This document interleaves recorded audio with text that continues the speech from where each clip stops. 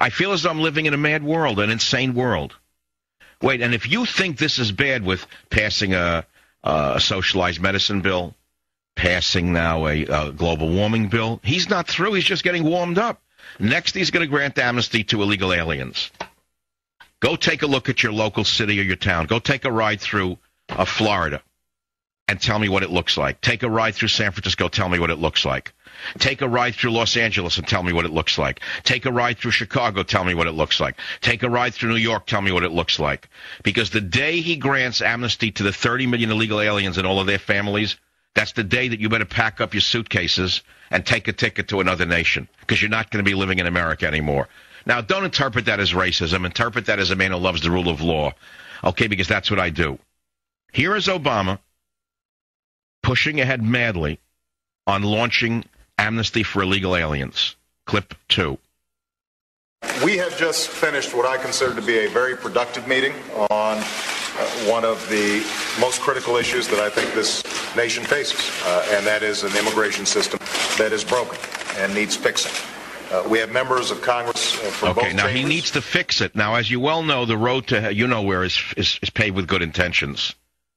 And he is irresponsible if he is suggesting that he's going to fix the immigration system by granting amnesty to 30 million illegal aliens. It is astounding to me that this man is so confident that he can get away with this. Listen to clip 6. I am confident that if we enter into this with the notion that this is a nation of laws that have to be observed, and this is a nation of immigrants, then we're going to create a stronger nation for our children and our grandchildren. All right, you're right, Mr. Obama. If we're a nation of laws, all the illegal immigrants need to be deported because they broke the law in coming in here. So you're double talking as usual. So you see why it's so difficult to talk about issues on the savage nation.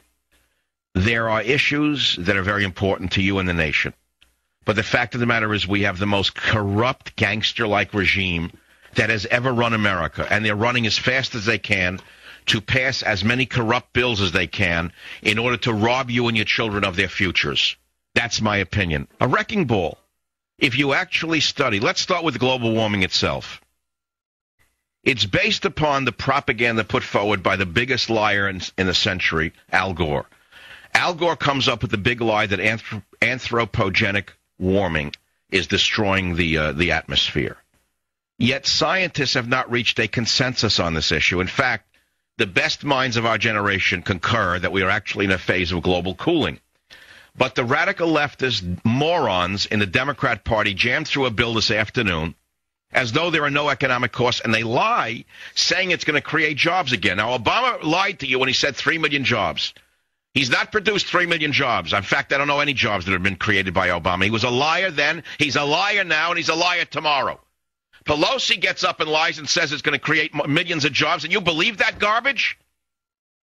The fact of the matter is, the legislation passed today by the corrupt ignoramuses in the Democrat Party is flawed from top to bottom.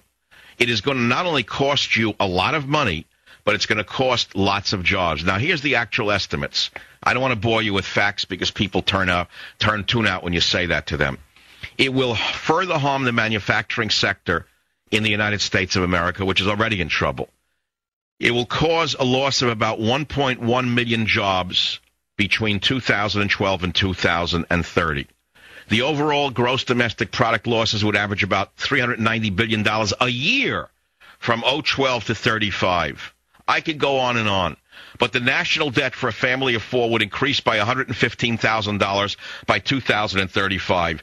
These are actual studies, and that was passed just now by Pelosi, Obama, and Reid. This is not a matter of fairness. This is a matter of liberal propagandists, liberal ideology, and secular humanist worldviews. Period. End of story. So I did talk about it. There's nothing more to say about it. The fact of the matter is Obama knows his poll numbers are slipping, and that is why he and his cronies are trying to jam through as much of this draconian legislation as possible, as fast as possible, in order to make certain that the corrupt Democrat machine has enough money to live on for the next century. There is nothing else I can say about this. And that's why it's so hard to do a radio show today. There's no longer a legitimate debate going on in this country on any issue. If there had been legitimate debate, Al Gore would have permitted people to debate him. Do you know that Al Gore has never appeared at a forum where legitimate scientists could debate him on the issue of so-called global warming? He is a propagandist and a businessman. He's the very thing that he claims he isn't. Let's not forget who Al Gore is. Al Gore's father was Senator Gore. What did Senator Gore do after he retired from the U.S. Senate? He became, I believe, the president of the Occidental Coal Company. So in other words, the very thing Al Gore tells you he isn't, he actually is.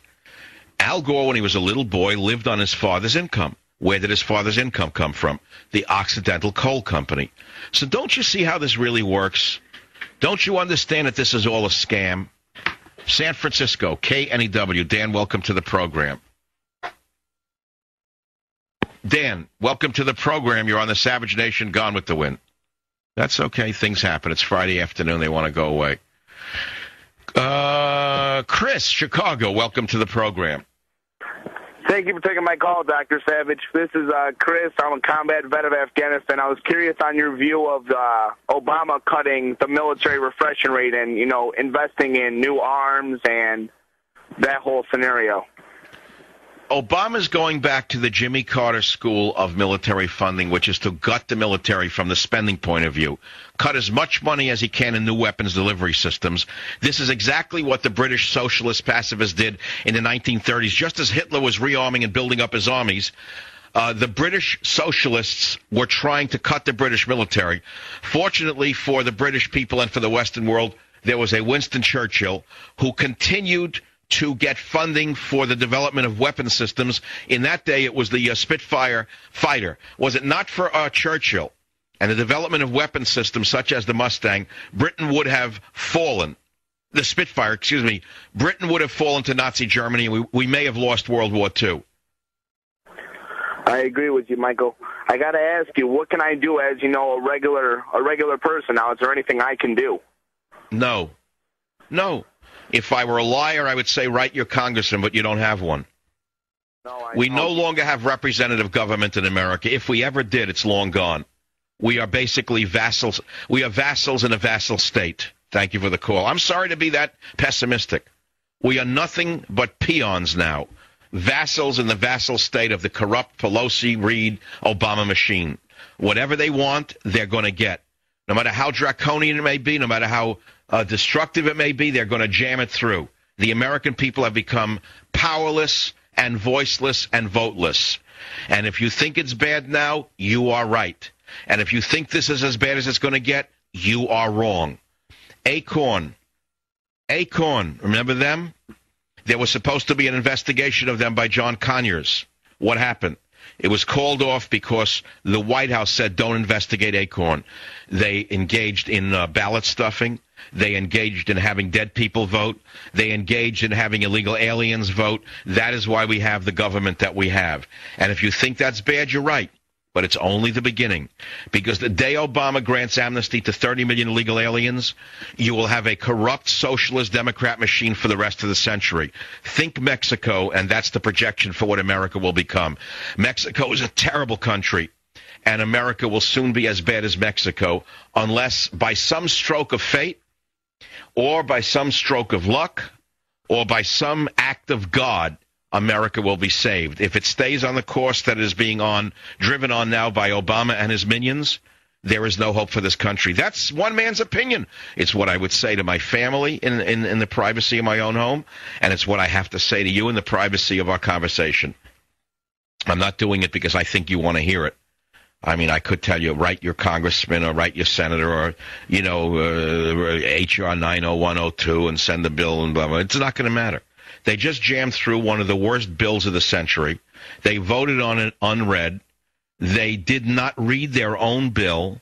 It was pushed by the psychos in the Democrat Party, despite the fact there is no scientific consensus that there is even such a thing as man-caused global warming. There has been no debate, ladies and gentlemen. This is a sad day for a once great nation. All you can do is become philosophical. And that philosophical approach may give you some comfort. And that the one that I use is tend your own garden. Tend your own garden. It's an old saying that I think comes out of the Buddhist tradition. It may actually come from the Christian tradition. All religions basically teach you that. At a certain point, you have to turn inward. Tend your own garden. Take care of yourself. Take care of your wife. Take care of your children. Take care of your property. That's all you can do, because right now we have a rogue government that is functioning as though there is not a democracy in this nation. It is a government that is run as though it's government anarchy itself. We now have an anarchist running America, which is exactly what happened before the collapse of Italy in the 1930s. I feel as though I'm living in a mad world, an insane world. When people run in circles, it's a very, very mad